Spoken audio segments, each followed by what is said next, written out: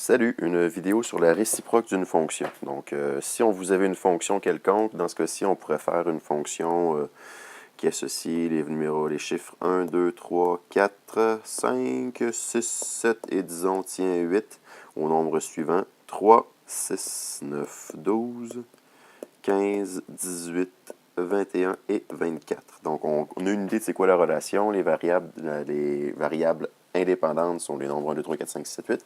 Variable dépendante va être le triple de la variable indépendante. Si on va faire la réciproque de cette fonction-là, ce qu'il faut comprendre d'une réciproque, c'est que c'est la relation inverse. Une des manières de le faire, c'est de représenter toutes les variables indépendantes, donc tout ce qui était en x au départ, tout ce qui était en x ici au départ, va se retrouver du côté de la variable dépendante. Donc, je recommence. Tout ce qui était de la variable indépendante se retrouve sur la variable dépendante. Et les valeurs de la variable dépendante se retrouvent dans les valeurs de la variable indépendante. Donc, si on réécrit ces numéros-là, ça va simplement se trouver à être donc 3, 1, 6, 2, 9, 3, 4, 12. Oh, pardon, je me suis trompé ici.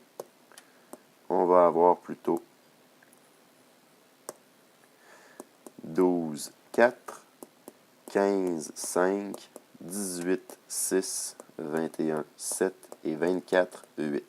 Donc ici, la relation n'est pas la même. On peut le voir assez clairement que la fonction, la réciproque de la fonction qu'on avait au départ, qui était une valeur d'une variable indépendante, on associait le triple de cette valeur-là à la variable dépendante. On peut voir qu'on a le tiers maintenant. Une autre manière de représenter cette réciproque-là, c'est si je prends un graphique. On va tasser les tables de valeurs qui sont ici. Donc, si je prends le graphique qui est là et j'essaie de tracer un graphique de la fonction réciproque de ça, je commence par prendre mon graphique et identifier certains points que je trouve intéressants parce qu'ils arrivent juste. Par exemple, on pourrait identifier la coordonnée de ce point-là ici qui serait moins 2, moins 4. On pourrait en identifier une autre ici qui serait moins 1, moins 2. On aurait par exemple 0, 0. On aurait 1, 2. Ensuite, tiens, on pourrait prendre 2, 4.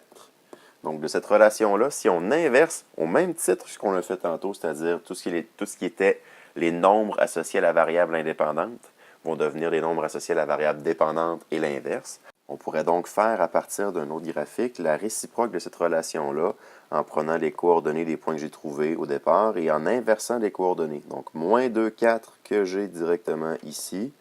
On pourrait tout simplement écrire moins 4, moins 2. Donc, moins 4, moins 2, ces coordonnées, c'est là. 4, moins 2.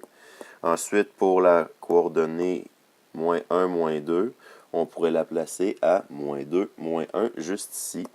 Moins 2, moins 1, et ainsi de suite. On va avoir 0, 0. On va avoir, au lieu de 1, 2, 2, 1. Et au lieu de 4, 2, au lieu de 2, 4, pardon, on va avoir 4, 2.